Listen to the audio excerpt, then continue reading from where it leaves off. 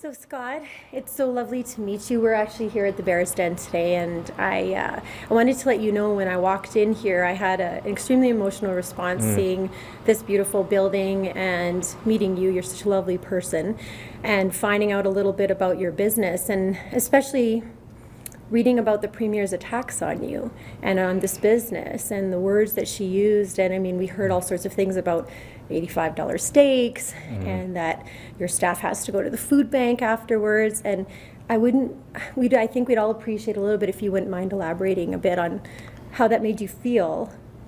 Well, I'm offended. My staff are offended as well.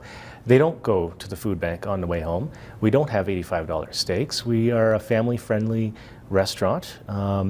We're a family-friendly organization. My staff we are closed for 2 days a week so that my staff can spend time with their families. Okay. All of my staff earn a living wage. All of my staff eat here as well. We eat as a family at the end of the night. No one pays for meals. I didn't know that. Yes. And if there's anything left over, they take it home. They certainly don't stop at the food bank on the way home. Well, and you can see by this beautiful building, I mean, this is an iconic space. It's been here for a long time. You do a lot of community building. There's jobs for local people. I mean, these are all great things that bring communities together. And so actually, as we walked in here, there was this fellow who was at the door just as we were just chatting about this. And he came in and his exact words is, "Oh my goodness, we heard you were closing and we're so sorry about that. And can we make a reservation?" And your exact words was that you're completely packed until your closing date. And can you elaborate a little bit about, the kinds of feedback you've been getting and the responses and other businesses? Well, it's been overwhelming. We've had thousands of phone calls. I've actually had to unplug our phones because we couldn't keep up with the messages. No way. Yes, I came in the other day, there was 294 messages on my machine. I wish I could get back to everybody, but I just can't. This is an emotional establishment for a lot of people. A lot of our customers, a lot of them have been married here. They celebrate their milestone anniversaries, milestone birthdays here. So it's a real loss, not just for our 26 employees who are losing their jobs, but for the whole community as well. One of the things I'm most proud of being a business owner is being able to employ people. A lot of my staff, it's their first job. I have 15, 16-year-old hostesses. That's very special, isn't it? It is, because I'll always be remembered as their first employer. Yes. And I can really start them off understanding how leadership works and how they're part of something. We all collaborate together to make this operation successful. When, as I understand it, you've had many businesses reaching out to you as well too, explaining sort of their hardships, this cumulative burden that is being put on small businesses in this province in particular. You had Brad Wall do a shout out to you about your business. I mean, that's pretty spectacular that it reached that far. I mean, considering that within some of what we were hearing from the Premier and from the province, that this was some sort of horrible institution where you didn't take care of your staff. So can you elaborate a little bit about that as well too, about the businesses, they're reaching out, what they've been saying to you? Absolutely, immense support, overwhelming support from businesses, from customers, just random people alike. I've had people just stop by. I don't know them. Just stop by to introduce themselves and thank us for speaking out against these policies that are absolutely crushing our economy here. So like the carbon tax, for example. The carbon tax, talk red a little tape. bit? Yeah. So we've got, as we know, we just had a release from the CFIB, second F in a row for red tape and for business. Can you tell us a little bit about the impact of that on you and the supply chain, everything else like that's? Well, the carbon tax is really impactful on us. We're a restaurant. We have our gas going all the time. We have to cook food. It doesn't cook itself. So those prices are going up enormously. But also through our whole value chain, right from the farmers that we support and they support us, and right from them to the other suppliers, to the delivery drivers, all of those prices accumulate and come down the value chain and end up in our organization. And there's only so much of those costs we can pass off to customers. The government just seems to be raising their prices all the time. There's only so much we can raise our prices for. That's right.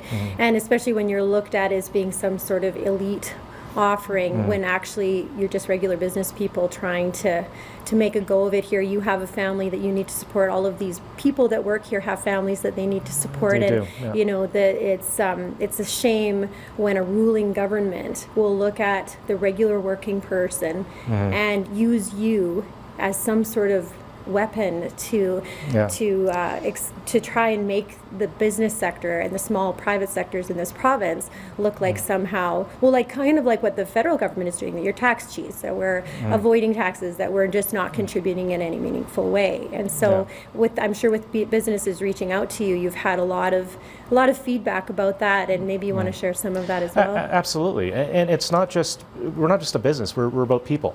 People make this organization work. Al's been here for 14 years. Right, this is your bartender. Yeah, our bartender. Yes. He's 63. He's fantastic. Wow. He's loved.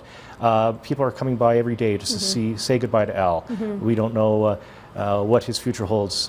He's retiring in a couple years, but this is a little short for him. I have Candace working here. She's been here for 7 years. She's impacted. She has a young family. Lots of our staff are being able to move on to other jobs because businesses are reaching out asking for our people because they know that our people are very highly trained and skilled. Right, and I was going to say, Scot's actually gone out of his way to make sure that a lot of his staff have found new jobs and stuff, which is, I mean, kudos to you and your thoughtfulness for the staff and the people that you actually care about. And just so that Albertans understand, Scott actually really cares a great deal about his staff, like most of us who have small businesses. Of course. And this is a very important piece of the information that we need to take back, I think, as small business people, that we care about the people that work for us. We go out of our way to make sure that they're happy in these businesses, because honestly, people stay with us in our businesnes because they actually enjoy working there. Because do you actually pay the minimum wages here? Or what is your sort of average? No one here. No one here makes minimum wage. Our servers, they average about $25, $26 an hour. I see. With gratuities. All our cooks I pay above minimum wage. Right. Unfortunately, because I'm forced to give wages, higher wages to people that are earning gratuities, it makes it difficult for me to give raises to people that don't earn direct gratuities. Right. We share some of that money around, some of the gratuities. Okay. But it's not just that, though. It's all these other regulations and red tape and the carbon tax. It's cumulative. Yeah. And of course, those costs are passed on to the municipality as well. Their prices are going up, so they have to pass their costs off to me, so my taxes are going up. Correct. Yes, and you've had quite a significant increase in your taxes. My taxes have gone up 12% over the last couple of years. That's right. Yeah, I was reading about that. Well, I hope that we're going to keep in touch and find out where you're going from here.